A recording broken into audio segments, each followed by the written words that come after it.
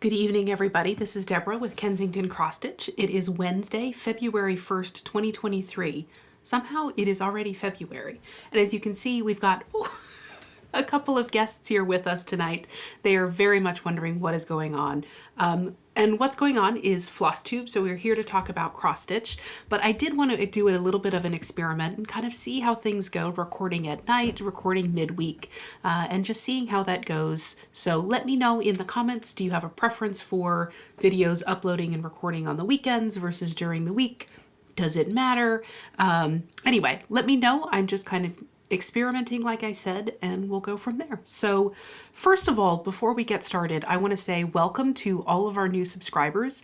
There are a lot, many more than there were the last time that we talked. So thank you to everybody who gave my channel a chance, who took a look, who's commented and left such wonderful and kind comments on my videos. It was just so fantastic to see that and to be so welcomed into the community. So thank you to every one of you who came and watched and commented and were just so kind in everything that you said. So thank you.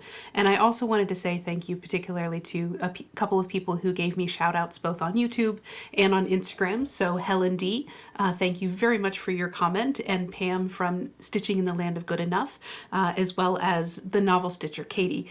So thank you to each of you who mentioned me in your videos. It was just so kind and appreciated.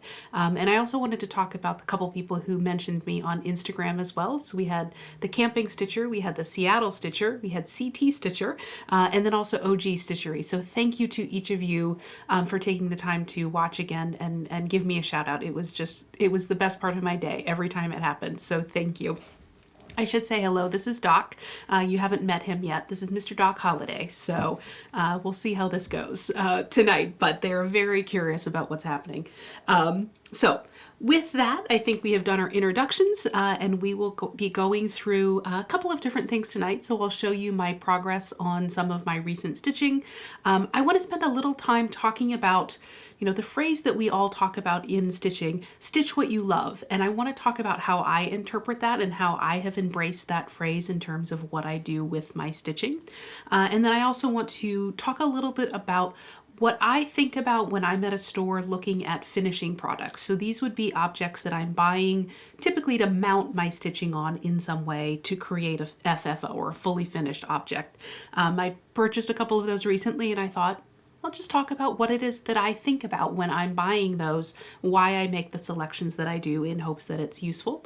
And then we have some recent acquisitions. So I've said before, I'm a librarian. Librarian speak is basically just for, or recent acquisitions is librarian speak for stuff that we've bought recently. So it's just a different way to say haul.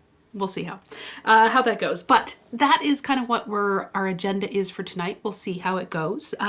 Because it's the evening, I do not have any coffee. Although I have to say, I'm perfectly happy drinking decaf. So if we do this again in the evening, you might see some decaf. Sorry.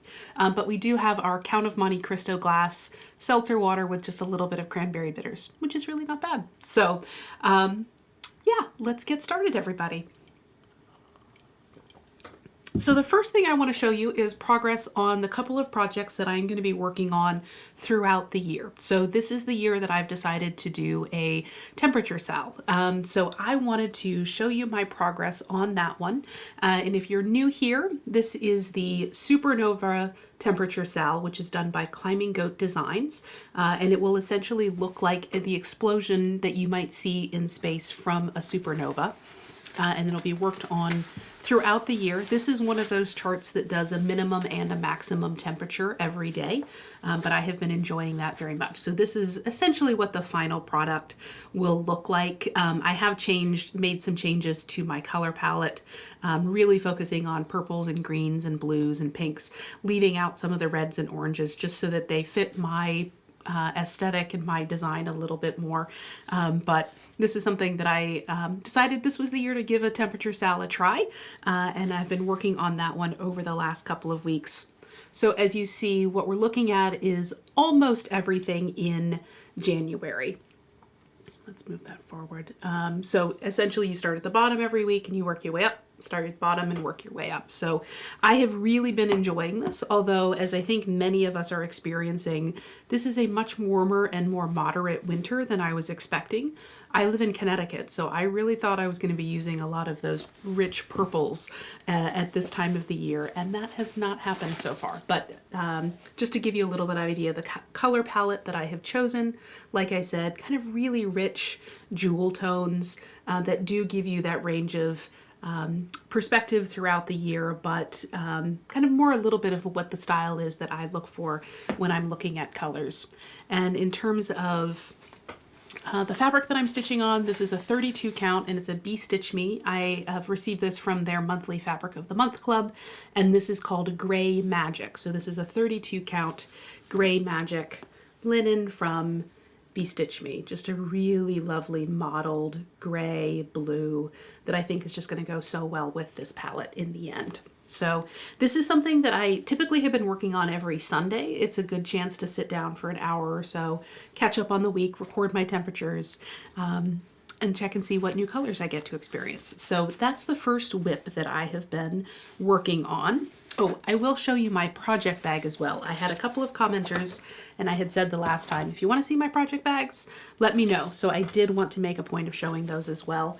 This is one of the project bags that I made during my recent binge of project bags. This is a panel fabric, and it has kind of this really lovely fabric on the inside, which I thought was just really fun. I talked in one of my previous videos, in video number 2, which is the Whip Parade, about a whole stack of project bags that I made and experimenting with panel fabrics. I actually do have a couple more, 2 more of these animals. And so let's just say when I make more project bags, which I will, let's be honest, I probably could make another one out of that one. So that is my first whip of the week. The next one that I have been working on is a Twin Peak Primitives project, and this is the winter or the Christmas market that they produced a few years ago. And this is one that I have really been wanting to have, and my intention is to work on it throughout the year so that by the end of the year, in time for Christmas next year, I'll be able to hang it up. So the design as produced is this one. It has these really wonderful different stalls that you can see. You walk in at the center into the Christmas market. You have all of these different places where you can buy wine and beer, ride the carousel, buy souvenirs. It's just a really fun evocation of the experience of attending German Christmas markets or European Christmas markets. And I really wanted to recreate that experience, which is something I've gotten to do and really loved. And so I started this project, but those of you who are returning know this. If you're new, I'll explain a little bit. I did feel like the project was just a little bit crowded in terms of the way that things were arranged on this one. So I essentially recharted it enough to start with this double stall at the top, and then there's going to be 2 rows of the stalls running down this, so that you essentially will have a long wall hanger as opposed a wall runner, as opposed to kind of this more compact square or rectangle. So, and as I mentioned, I started it actually in December. And so as I have laid it out, by the time I get through November next year, I will have completed the entire project. And I did move things around. So the one that I just finished in January is the pretzel stand. And for example, I moved the pretzel from this side of the stall to the other side because of the way that I've arranged it. I kind of just would pick out these people as they were available and just arrange them on it. And so next I'll be moving over here and working on a kind of a mirror stall, and then we'll continue on down the project as we go. So I succeeded in meeting my goal for this month, which was to complete another stall. So I was really excited about that one. And in addition to making some changes in terms of the layout, I am making a few changes to some of the details as well. So for example, the original pattern calls this the Brot stand, which is bread in German. But because it has the pretzel, I decided I was really going to embrace the Germans love pretzels. You can buy soft pretzels in Germany pretty much any time of day, any time of year. You can also do this with ice cream. It's fantastic. The way that they have embraced food is fantastic. If you're ever feeling guilty about eating ice cream or wanting to eat ice cream at 8:30 in the morning on a Wednesday, don't, because you can see people doing that in Germany walking down the street in January at any time. So for what it's worth, go ahead, eat what you love. But as I mentioned, I wanted to kind of highlight the fact that that had that little pretzel on the stand, and so I just changed the word from Brot, which is, as I mentioned, the German word for bread, to Bretzel. It's very easy to say because it's just one letter different, Bretzel versus pretzel. So I did make that change to my project. I'm making a few more little tweaks like that as we go along. But I just thought that that was a really fun way to show that off. So I'm really happy with this one. I love the colors. They're just very alpine. So making progress, and now that it's February, it's time to start the next one. But I did want to show that off to you, and then also kind of tell you a little bit about obviously the linen that I'm using, which is Weeks Dye Works Cocoa, a 32 count, just a really nice neutral that I think is going to work with those colors so well. As you saw, they are just really bright and vibrant, primarily DMC. The pattern does call exclusively for DMC. I did substitute in a couple of over dyed threads, although for the most part they have very subtle variegation, so you may not really notice it all that much, but there are a few of those that I did substitute in. So it's going to be just such a bright and cheerful project when it's done. So that is Christmas Market by Twin Peaks Peak Primitives. I say that wrong every time. And this is a project bag that I actually purchased. Unfortunately, I purchased it at a stall from a woman, kind of at a farmer's market in town. So I don't have any information about where to buy it, but I really like it because it is just so big and it fits my project really well. So those are my two kind of ongoing whips that I have been working on. And I'm really patting myself on the back because I've actually managed to keep up with them so far this year. Don't rain on my parade. I can do this. I can do this. So those are the couple that I have been continuing to work on. And then I actually have not only a new start, but a new finish because I just could not stop working on this project. So in my Flosstube number 2, I mentioned that Katie, who is the novel stitcher, has started her first stitch along, and this is the Best Bunnies Sal. Bunnies as in rabbits. Best Bunnies Sal. And it started officially this weekend, and there is no requirement for a particular chart, a particular time frame that you use it in, anything. The only thing that you have to do is stitch a design with a bunny rabbit in it, which I'm realizing as I've been going through my stash recently is most of my spring projects. So we'll see how it goes. But I wanted to start with one project in particular. This is actually a project that I kitted up last spring, right at the end of the year, and it just missed the window of my mental, like, let's work on summer projects now. And so it's been kind of just sitting around waiting for a year. But I thought this was just the perfect opportunity to pull this project out and work on it. So thank you to Katie, 1, for organizing the sal, which is just so much fun. And 2, for picking something that actually fits right in the projects that I was going to stitch anyway. So I decided to stitch Easter Bunny Trail, there we go, by Bent Creek. I really enjoy Bent Creek designs a lot. I have quite a number of their designs, and this is one that the moment I saw it, I was just like, I need to buy that right now. Ordered it as quickly as I could, and then, ignored it for a year. That's how we do things as stitchers, isn't it? Pretty much, yes. So I really thought this was just a fun design, and then you can actually see my, like I said, I could not stop working on it. I did the entire thing between Saturday and last night. So 3 days of stitching. I didn't work on it one day. So I am super happy with this. I love the colors. I used the Zweigart Petty Point 32 count. It is just so much fun. I think it just really brightens up the piece that is already so bright and cheerful. And so I love these colors. I love this just whole crowd of rabbits that look like little peeps. And they are just so excited there. My favorite is this little green guy.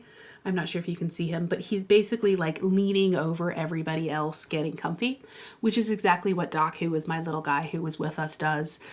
He likes to be held like a little baby. And then the longer you hold him, the more he sort of extends. So you're holding him at very awkward angles.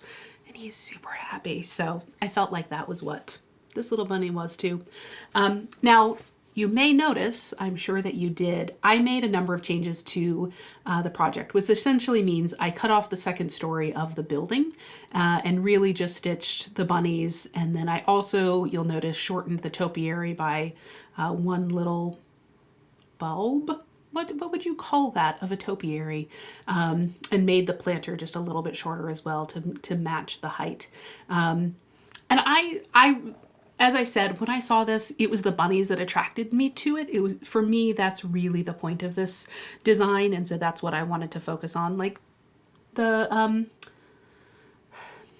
chickens are cute, the eggs are cute, but really I really focused on the bunnies, and so I decided to just cut out the second story and made just a few tiny adjustments to the pattern and was able to move that right in. Like, fortunately, for example, this bunny ear literally hits right exactly in the empty spaces in the U, so I didn't even have to make any changes there other than just a couple of tiny changes in the bricks here just to make sure that the pattern matched up. Everything else worked perfectly fine. And then, like I said, I just cut out one of the little sections of the topiary and then made this just one section shorter as well. And I love it. I think it's just absolutely fantastic.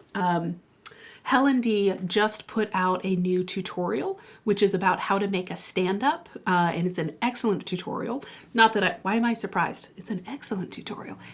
Every one of her tutorials is excellent, but it made me feel so brave. I actually said this in a comment. I was like, I actually feel like I can accomplish that. I feel brave enough to make a stand-up now. So I think that that's what I'm going to do with this one, is just kind of do that gentle curve here and work on it. So we'll see. That may be an FFO that's coming in the future. But I had so much fun with that, although I now feel like I've rushed through the end of the sal. And I'm actually thinking that I might pick out a couple of more projects. I might do at least one more, since we're talking about bunnies and I'm in the mood for bunnies. Maybe I'll do a couple more bunnies. So I wanted to actually show you a couple of the projects that I am thinking about as my possible next bunny project. Let me know what you think. What do you think I should stitch?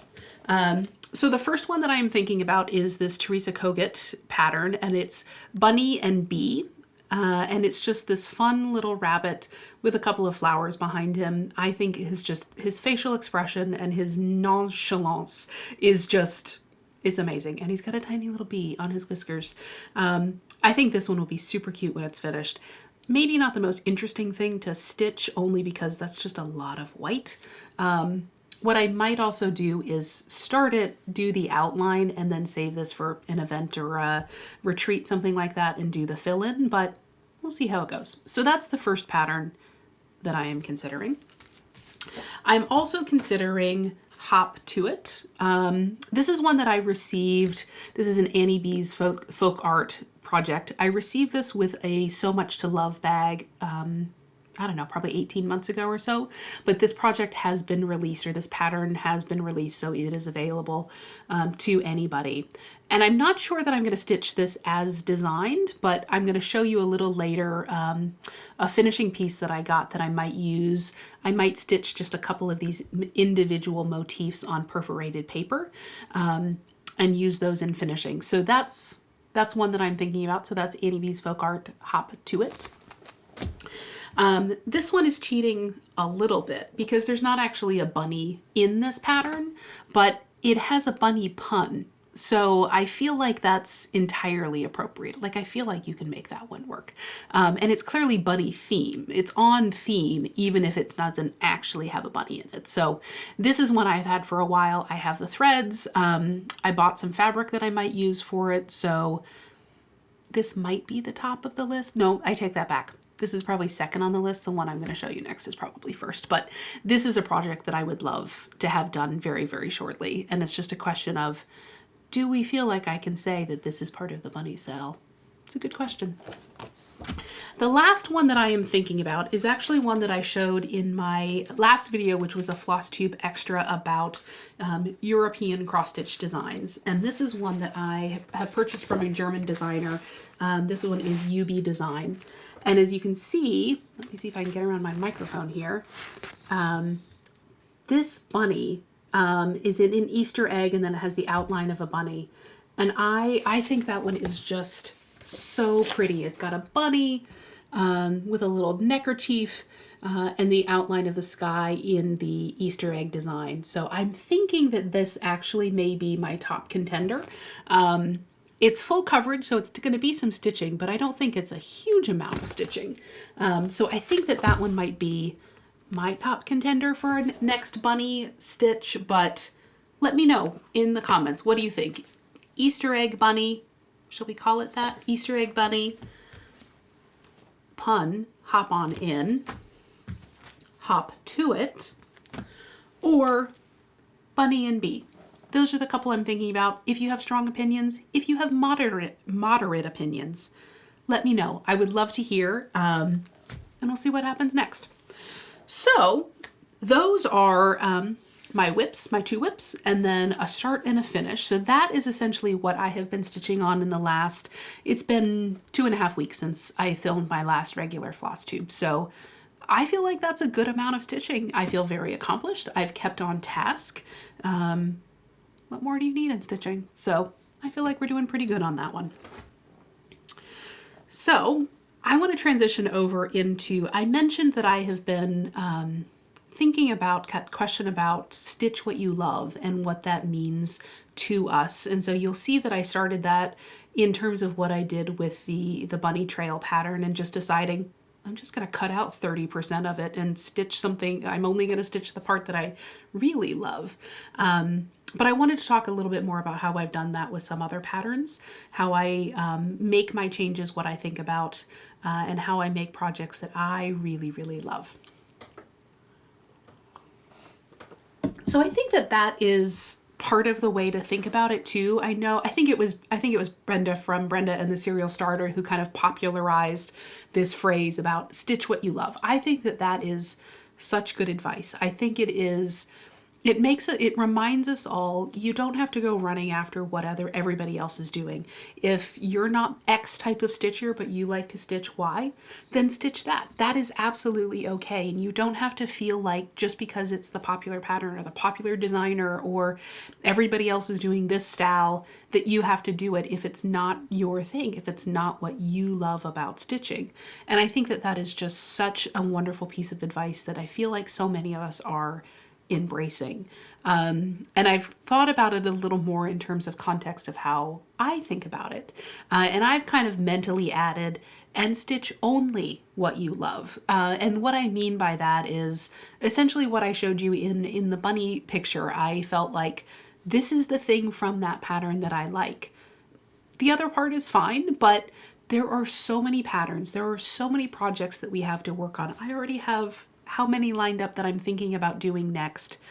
Why focus on stitching something, elements that you think, this isn't my favorite part about this, or I really hate borders, or whatever it is that's holding you back or holding us back from stitching a particular project, then don't stitch it. Just stitch the part that you love and ignore the rest. There is no fast rule that says you have to stitch every single thing as the designer did it in the way that they did.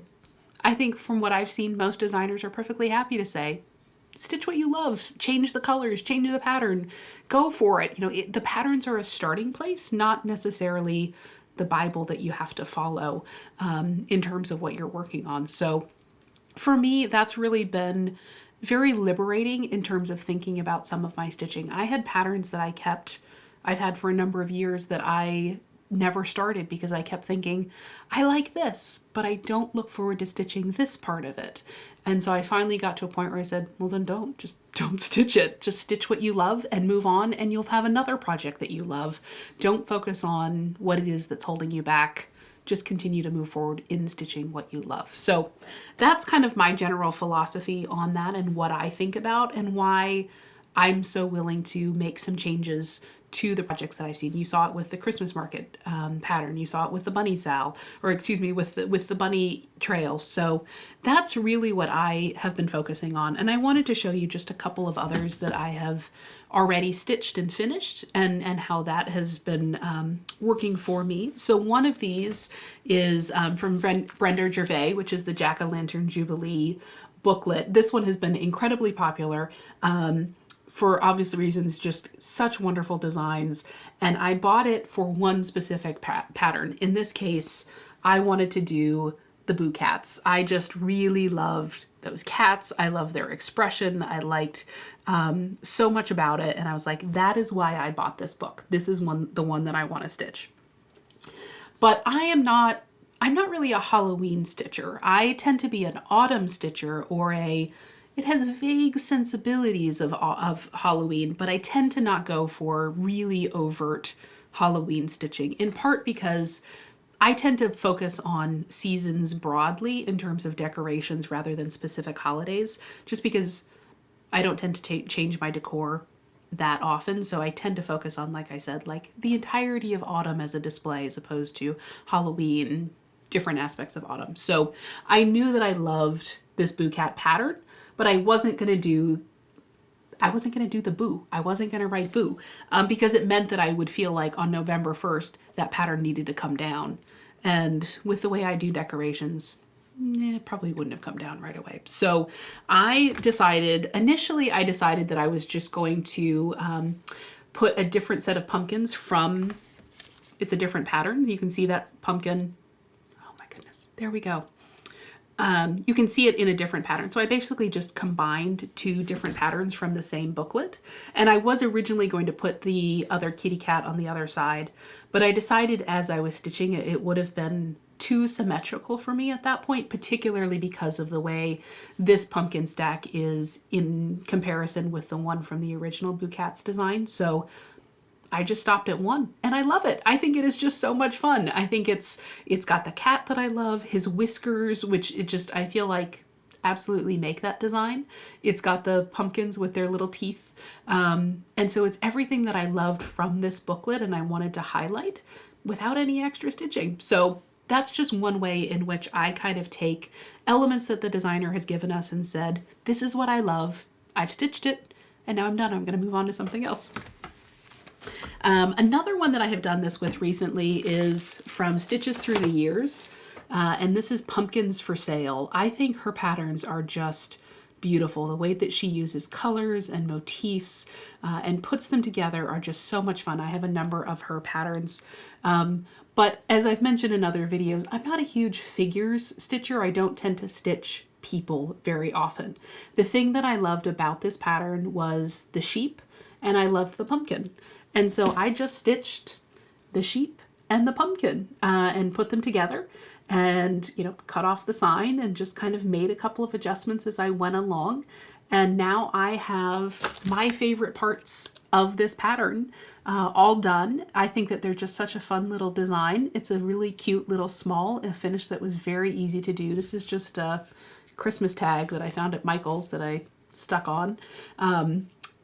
And that's it. And so I was able to put this out on my autumn display with the pieces of the design that I loved so much.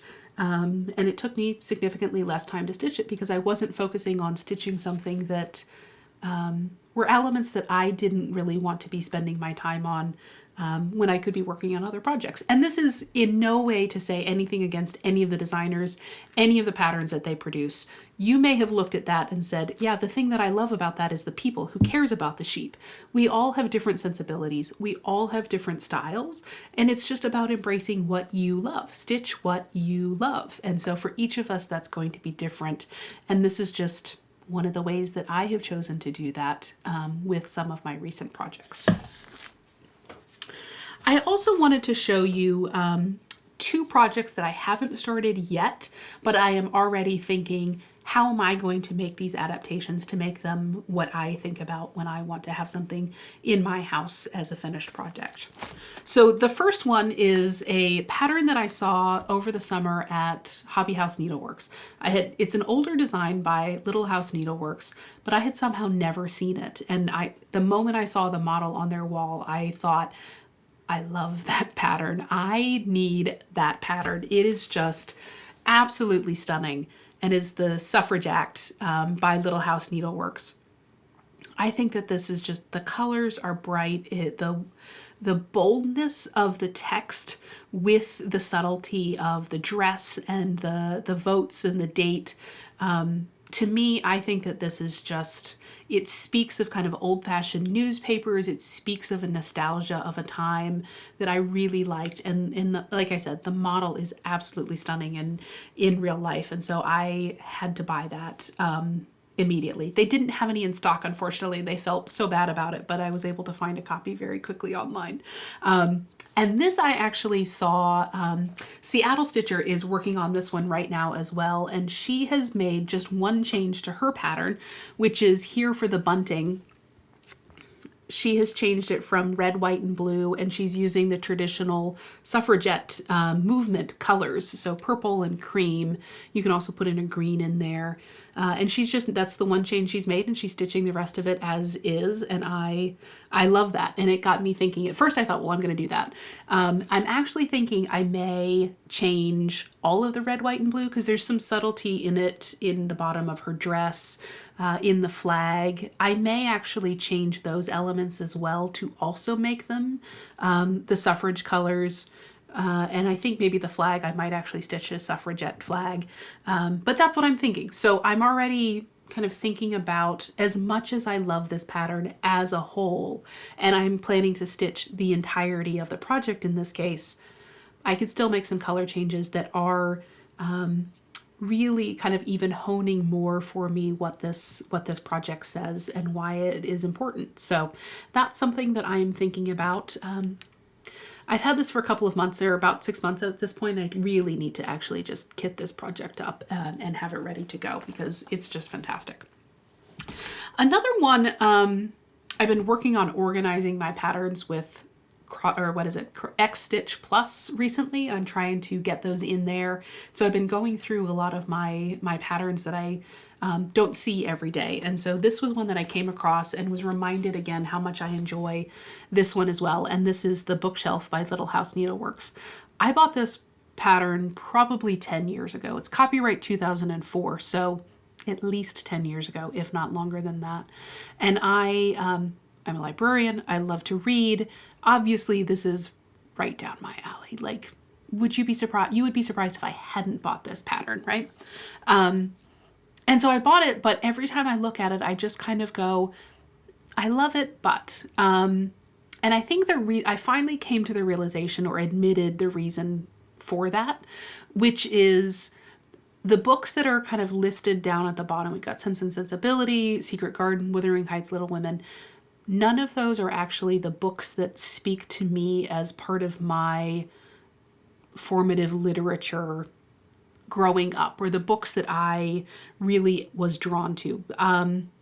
Sense and Sensibility I enjoy, but to be honest, every time I either read or watch it, I'm convinced that this time this is the one where Eleanor is going to wind up with Colonel Brandon. Obviously that's never going to happen, but that's what I think of when I watch Sense and Sensibility. When I think of Jane Austen, I think of Persuasion. I think of Northanger Abbey, which are my two favorite Jane Austen novels. And so stitching Sense and Sensibility isn't as special to me. Same with The Secret Garden. It's not one of the books that I read when I was growing up. I love the musical. I've never seen the musical, but I love the soundtrack. That's my connection with Secret Garden. Wuthering Heights, I would choose Jane Eyre, different Bronte sister. Little Women, I've mentioned before, I would go with Anne of Green Gables versus Little Women. And that's not to say that these are not special or formative books for somebody else. It's just, for me, those are not the books that I think of when I think of spending my time working on this project, highlighting them, having them on my wall. And so when I came across this again the other day, I had the same thing and I thought, I really want to stitch that. I love the idea of the pattern, but then I look at it and I go, but not those books. So I finally decided, hey, you could just stitch what you love. And so what I'm going to do is I'm not actually going to stitch the lower section here. There we go, focus. I'm just going to do the top part. So the bookshelf and the flower where it says the bookshelf, I'm going to change it to my bookshelf. And then where it lists all of these various different female authors, I'm going to highlight female authors that were part of my formative years that are special to me. So, Austen will still be there, just I will know it's for a different book. I'm going to add Ellen Montgomery, Dorothy Sayers, Agatha Christie, Carolyn Keene. You know, think about who the female authors that I read growing up that are special to me, and do that. And then I'm just going to have kind of a small, just as my bookshelf, female authors, and those couple of motifs. So that is one that I felt really happy kind of having had this for so many years, never really like wanting to stitch it. I was wanting to stitch it, but it never was really me, and finally figuring out why. So that's my plan on that one. So that I hope was helpful for you. I think that, you know, as I said, the idea of stitch what you love is just, I think, such a welcome part of this community, and it is so good to hear and to embrace that we can kind of make this our own, make it special, and not have to feel like we are competing with each other or having to do it because somebody else is doing it, but really making what we're working on special to us. But I think it's also, if you need to hear it, it's okay to make changes. It's okay to really focus on what it is that speaks to you about a pattern, and being okay with admitting that some of them maybe don't, or you only are going to stitch part of the pattern, and that way you have a final product that is representative of you, even if it's not the entirety of the project as designed or as produced as you bought it. So that is just kind of how I think about that phrase. Stitch what you love and only what you love. And for what that's worth, I wanted to share that. So that is one of the things that I have been thinking about recently. The next thing I wanted to talk about is, I mentioned that I had done a little bit of purchasing recently on finding some materials that I would use as the background, or as the piece that I will mount some of my finishing on when I get to that stage. And I have kind of been I mentioned that it was about a year ago that I decided that I really wanted to focus on learning how to finish, teaching myself the techniques, watching the amazing tutorials that are available, and learning how to do something more than just stitch a project and put it in a drawer and let it sit there for a long time. So I've been kind of honing my craft and how I think about some of those things, and I wanted to show you just a little bit of what I've purchased recently and why I chose to purchase them versus some of the other things that were available.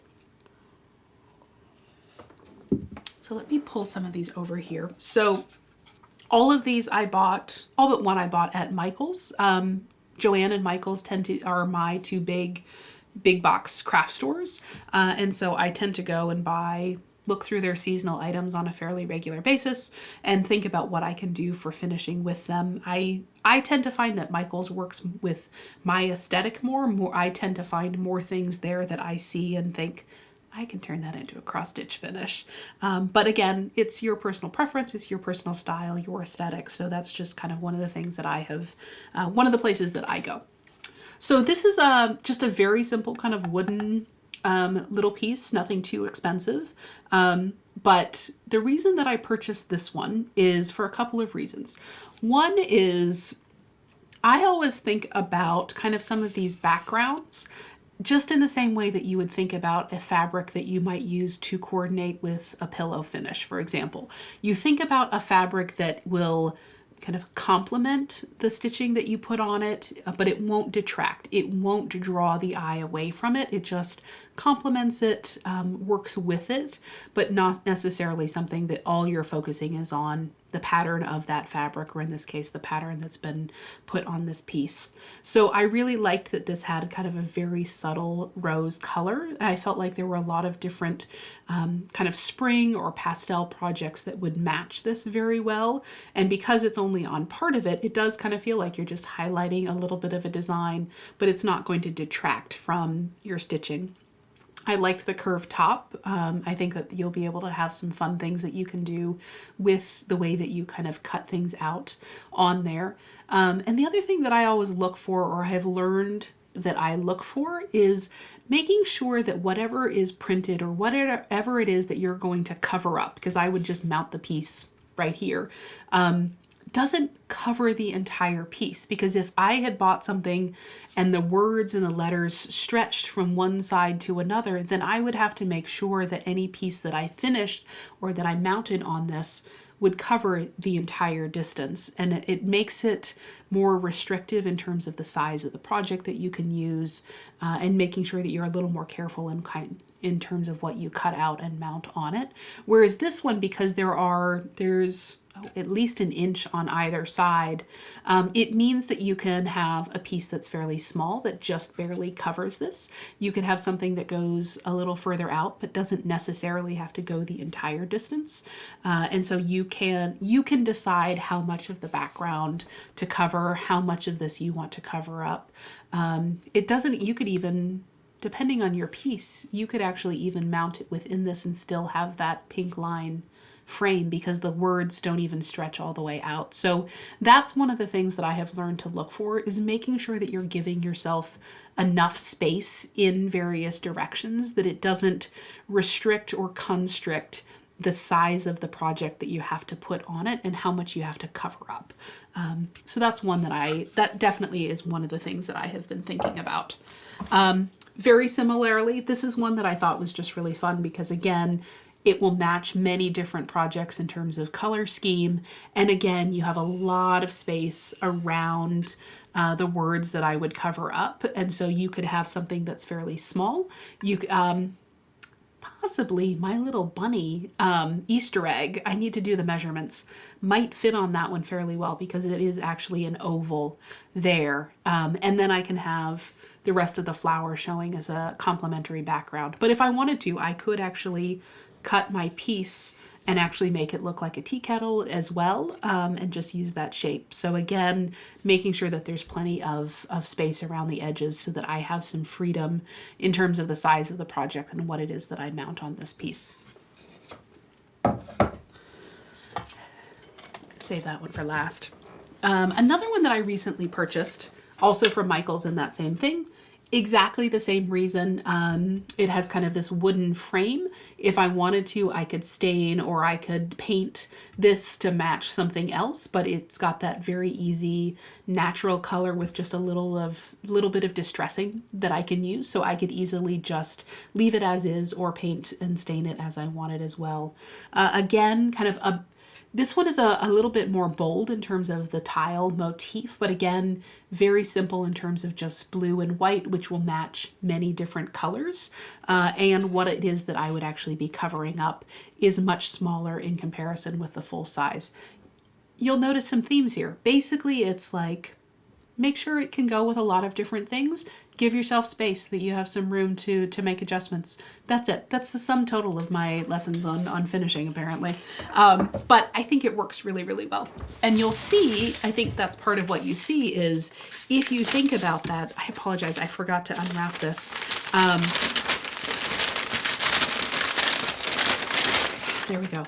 It applies to so many different things. Again, this is one where I could just have a much smaller piece that I'm finishing, and I can focus on using the original background from the piece, or I could cover up the whole thing and I could just have a nice shape. So really giving yourself as much freedom as you can, I think, is really helpful. There was a similar one of these that the blue kind of tile motif ran along the entire bottom, and the words, I think it said maybe laundry room, ran the entire length. And so in that case, it would have been much harder to actually cover up all of those words.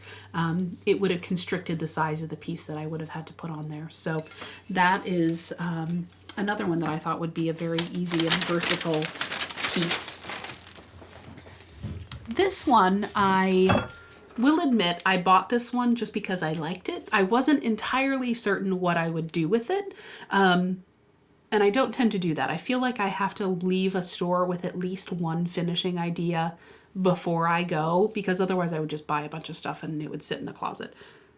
Everything I bought already is just sitting in a closet, but I have ideas for the things that are sitting in the closet. Yeah. This one I really loved, and I just thought I need to come up with something. But my first idea for this one is you could make a small bow out of very narrow banding, and you could just stitch a couple of very small motifs on it.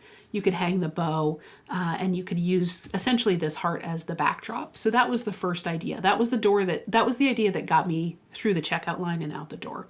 Once I got home, the thing that I thought of next is the one that I mentioned earlier with the let's see here, with this pattern. What I was thinking is I could stitch just each of these, couple of these individual motifs on perforated paper. And then I can hang them on hang them on the ends of very narrow ribbon and do a bow so that you essentially have kind of loose, I'm not describing this very well, but essentially you have a ribbon with kind of the tendrils hanging down and those individual motifs that are on the perforated paper attached to the bottom of those ribbons, if that's making any sense. And you could easily change that out. You could have a different ribbon as a background, but kind of loose hanging little motifs that are on there as well. So those are my 2 current ideas for this one. Now that I have at least one idea for a pattern, we'll see if this comes to fruition. And it would be so easy. I mean, those would take, I don't know, an hour or 2 to stitch up, and then you can mount them and that's it. You've got a whole finish. So we'll see what happens. Another one that I bought is one that I have been looking for. Let's see. There we go. I have been looking for a piece to mount some very long, narrow kind of wall runner pieces on.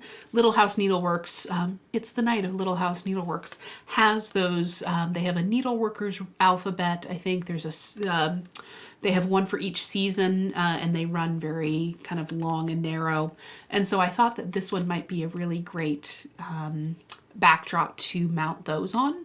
And the thing that I again like about this one is because the piece itself has some design and you want to be able to see some of this, I don't have to feel like I have to cover every single inch. If the piece tends to, you know, is only this big, it's okay. And the fact that it's got this kind of window, kind of that window motif, is that what you would call that? The curve up at the top.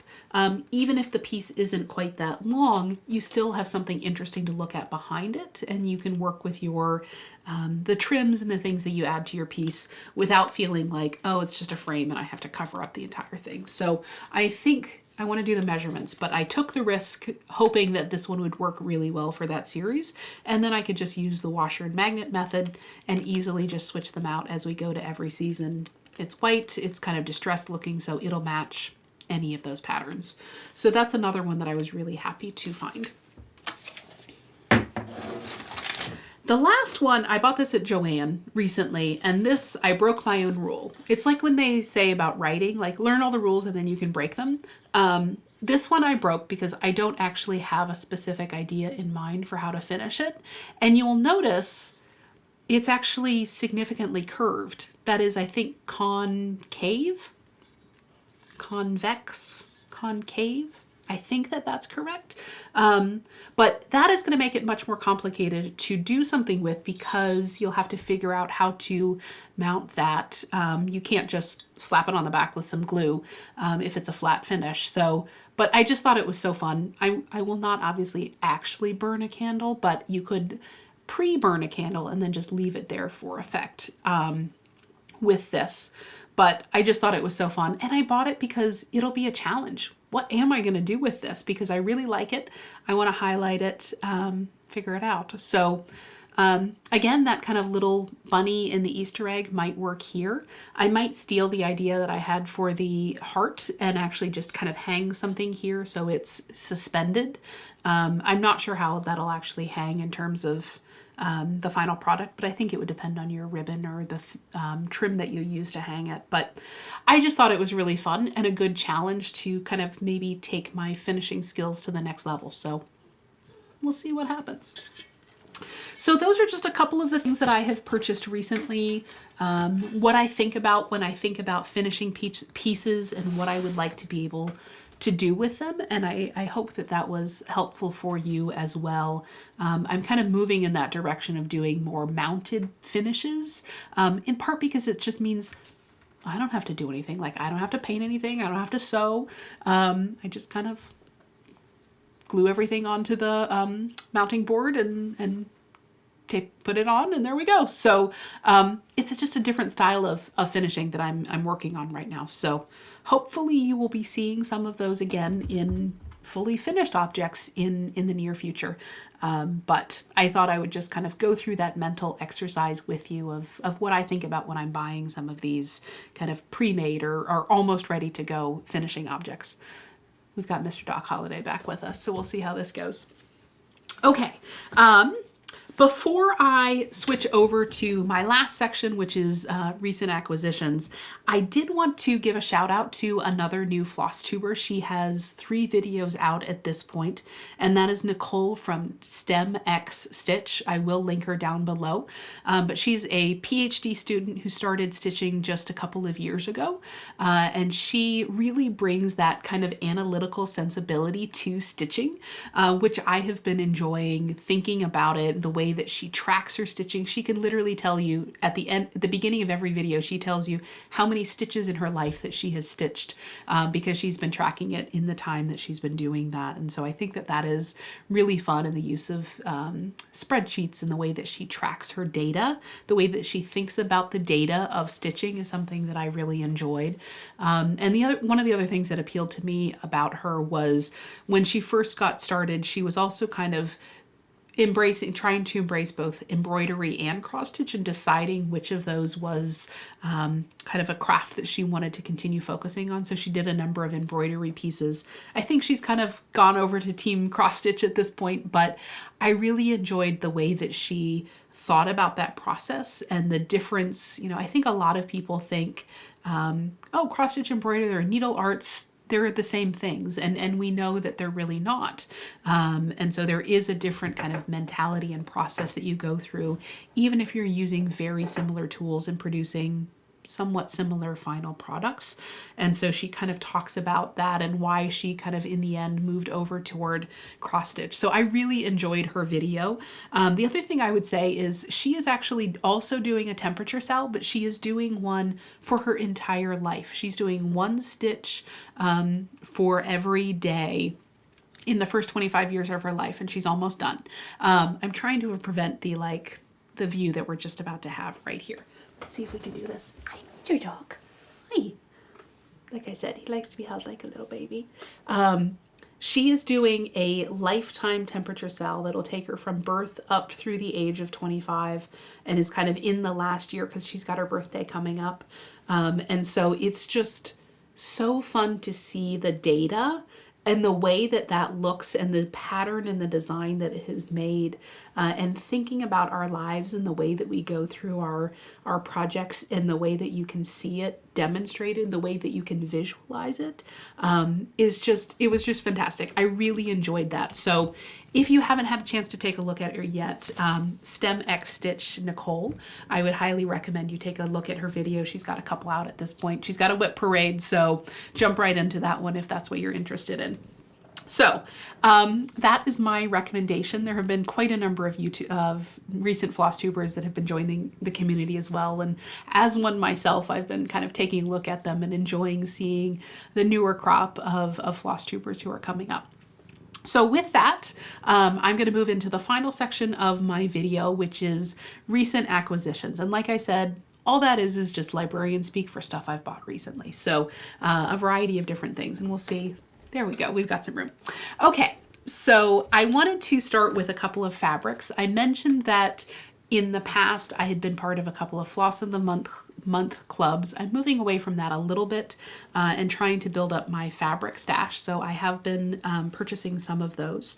So this first one is a Beez Stitch Me. This is a 32 count linen, and this is called Hot Cocoa. And it's just a really lovely kind of neutral, mottled neutral.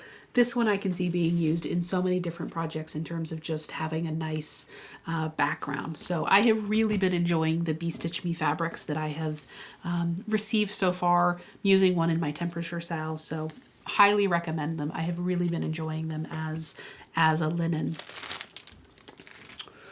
I also recently joined the Atomic Ranch Fabrics Club, and this is being put, you receive it through Pam, who runs Stitch New England, stitchnewengland.com, and this is something that she's starting with her new shop, new within the last year shop. And so I've been purchasing those. And this one is Freeze, which I know has been a recently used fabric from Stitch Away, I believe. So I thought it was really funny when I opened that up. I said, I've heard about that one. So this is just kind of, again, a neutral, but with tans and greens.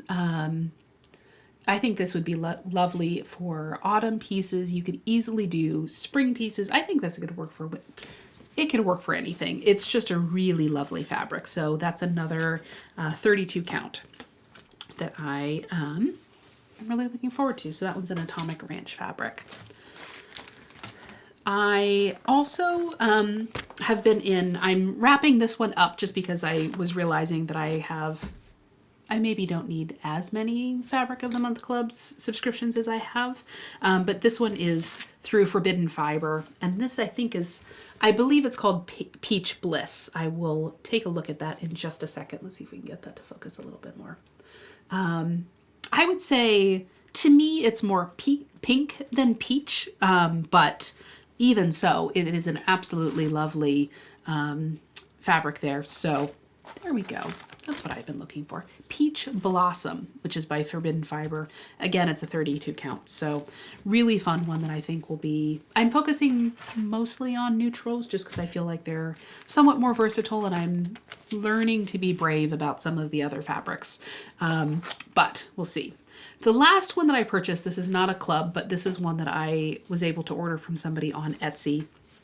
And this is an 18 count Winter's Night by Southern Stitchers. I was really looking for a charcoal fabric. I have not stitched anything on charcoal fabric yet, or the darker fabrics. And I wanted to give that a try. And I decided to go with an Aida to kind of give my eyes a chance to get used to it.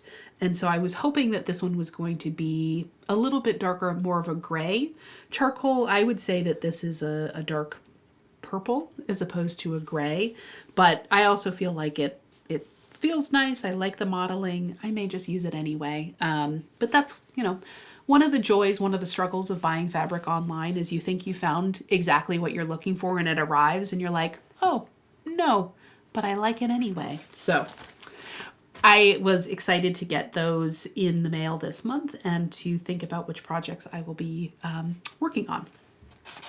I've mentioned in the past that I have recently signed up for Tom and Lily's Broderie and Color Box. This is essentially a kit of the month that you receive from Tom and Lily, which is a French design, and they also are producing their Floss of the Month. And I was in that for a while, which I really enjoyed, but I was thinking, well, let's try this other one and see what happens. And so every month you get a complete kit, and this includes fabric, a design, floss that you can use. Sorry. And so I love the colors this month. They're just such wonderful kind of winter, not like traditional, I don't know why I was going to say traditional Christmas because this is winter, but really lovely kind of subtle jewel tones that you get. Received some tea. I feel like if you don't get tea in one of these boxes at this point, did you even get a package? I don't know. Really nice little kind of opalescent, it's green. Opalescent is the fabric that you receive, and this one is a 32 count, I believe. Maybe a 28 count. And then the pattern is this Scandi inspired deer, kind of a snow deer. And it's kind of a gradient, geometric pattern. And when I first got it, I kind of thought, not really for me. Like it's very beautiful, but I thought, not my style. But the more I think about it, the more I think, why not give it a try? I really love those colors. I love the fabric. And I think it could just be a really fun, relaxing stitch because of the kind of the geometry of the shapes. So I enjoy that. I really enjoy these types of deliveries every month because there's a surprise. Like, you kind of know what you're getting, not exactly. But even if you decide this pattern isn't necessarily for me, you still got fabric, you still got thread, and you got some other things to go with it. So all is not lost. You just turn this in and use it for another project. So I have really been enjoying those. They come very consistently, good customer service. So I have been very happy with those and always look forward to seeing what comes up the next month. The next couple of things that I wanted to show you is I went on a thrifting trip the other day. I was sort of in the mood to go shopping and I hadn't gone to the thrift store in a while, and I kept thinking maybe one day I'm going to hit it lucky and I'm just going to find the like cross stitch stash of the century. I did find cross stitch. I wouldn't say it's the cross stitch stash of the century, but I found a number of things that I enjoyed, so I picked them up. They were all like 99 cents, a couple of dollars, so why not? So the first thing that I found is a whole lot of these very small little kits. And you may remember if you watched my first video, I talked about this is how I learned to cross stitch. This is what cross stitch was for me for many years, was buying these little projects, spending a couple hours working on it, being done, working on another one. I really like this one. I find a lot of them, they do tend to be very backstitch heavy, and so maybe a little bit dated in terms of the design that we might think of, but this one I would stitch just like this. So I thought that one was just really fun, and I look forward to working on that one. I found several more of them as well. So this one is kind of more the style that I think we think of with these kits. But what I like about this one, I love the trees, just the kind of single strand, the way that they are. And what I was thinking I might do is try and kind of update this one on my own, like use some variegated colors. Think about the use of threads and recreate this and see what it would look like without the backstitch, without some of these kind of solid colors that we have. So again, it's super small. It'll take just an hour or two to stitch, and it would be interesting to try my hand at seeing what I can do just with a change in color, without the backstitching, to make it look more like what we consider kind of a modern cross stitch design. So like I said, 99 cents for an experiment. Why not? I found a full Mill Hill kit, which I thought was really fun. It's not one of the big ones, but it's a very small one. This little snowman in a mitten. I think the only thing that I would do is, let me see here. There we go. I would probably leave his eyes off, the beading for his eyes, and just have his nose. I feel like the eyes are a little bit kind of buggy, creepy, but we'll see. Other than that, I thought, like I said, it's the full pattern, it's the full kit. I thought it was really fun. So always good to see that. This one is probably not one that I would actually stitch, but it does have all of the fabric, the felt, for finishing it. And so I could easily just stitch some other project of my own and use this as the finishing supplies. So again, a good deal for essentially pre-ready stitching supplies. This one I found a couple of these kind of wire hanger ones. I just thought this was fun, kind of a country stitch. And again, it comes with, it's actually perforated or plastic canvas, I think, not perforated paper, but if nothing else, I have some supplies. This one, I have actually stitched this piece before, or I stitched this design as part of a larger piece a number of years ago that also came in a kit, and it was a banding ribbon project in it. So I had about 4 different motifs like this.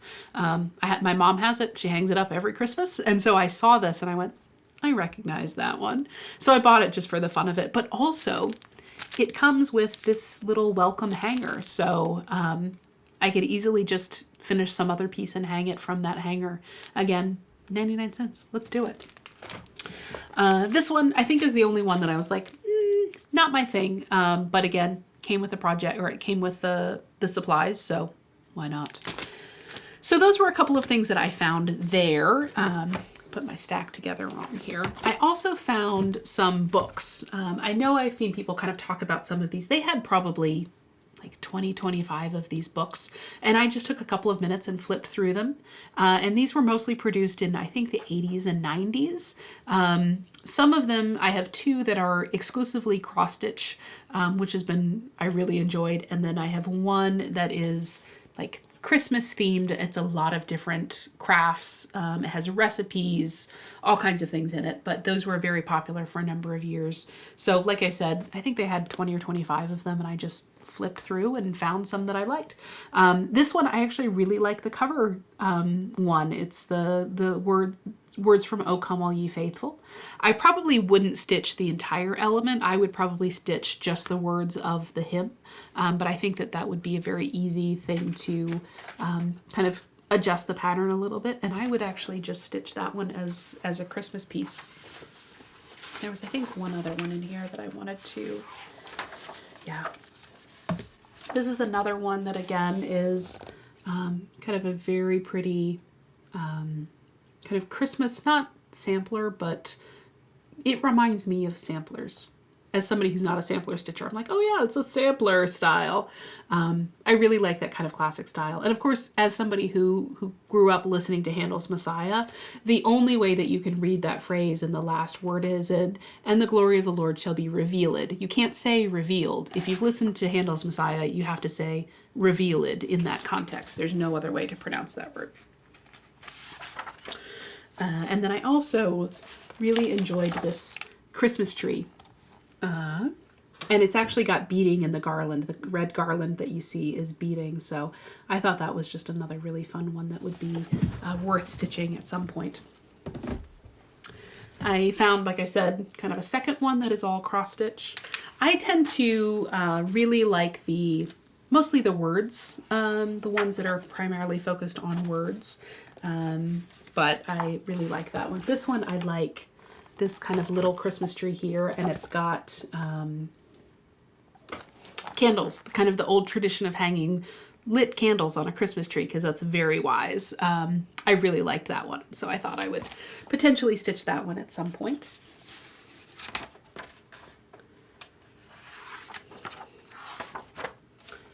Kind of this quick one again, that's kind of that old style. It says Season's Greetings. A couple of different colors. So those were just a few that I liked out of those books, and I felt like, I think they were $2 or $3 a piece. Absolutely worth it for buying some of those projects. These are Better Homes and Gardens and Leisure Arts both produced a number of these books years ago, and like I said, they have all kinds of different craft projects in them, not just cross stitch, but they usually have at least one cross stitch project in there, plus a lot of recipes. Like, I think I had found a recipe for cranberry creme brulee in one of these books. Who doesn't want cranberry creme brulee? This one I thought is absolutely lovely. Just kind of just a few colors in that sampler style. So that one I would absolutely stitch at some point.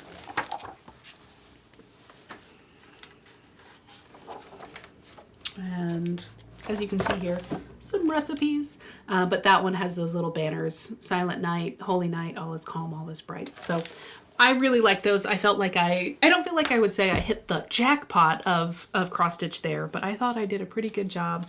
And it will remind me to keep checking in, because you never know when you might find something at the thrift store. Couple of other projects or other patterns that I had ordered actually quite a while ago that have just arrived is this LizzieKate. It's a Flora McSample Stockings project. The one that I really like is this Silent Night with the bird. I think that's one that I will stitch in a future Christmas season. I really enjoyed that one. As with many people, I purchased Cardinal Kin, which is one of the recent Plum Street sampler patterns. So again, one that I look forward to stitching at some point. This one is one that I actually found on Amazon, and it's a kit. It's called Secret Garden, and it has kind of a chair in there amidst the fauna, one of those. Not Flotsam and Jepson, I can tell you that, but I just thought it was just really pretty the way that those colors come together, and it just evokes this mood of a private space where you can go by yourself, you can read, you can spend some time. I probably wouldn't actually label it Secret Garden because, as I said earlier, it's not a book that speaks particularly to me in terms of my growing up experience, but I just thought that image was lovely. And it's from XIU Crafts, which is, I think, a Chinese company. So one that I finally was able to get my hands on, and so I purchased it because it was available. And then the last thing, we are almost done. The last thing that I purchased is a cross-stitch book by Hélène Lebert. My last video was a Flosstube extra, which was all about buying and using continental European patterns. So these are things that are maybe not necessarily, Wesley's join us, not necessarily translated into English or readily available in the cross-stitch project, either the online cross-stitch stores or physical cross-stitch stores that we might visit. So if that is of interest to you, feel free to take a look at that past video. But apparently I inspired myself by that video because I immediately was like, I need to buy another one.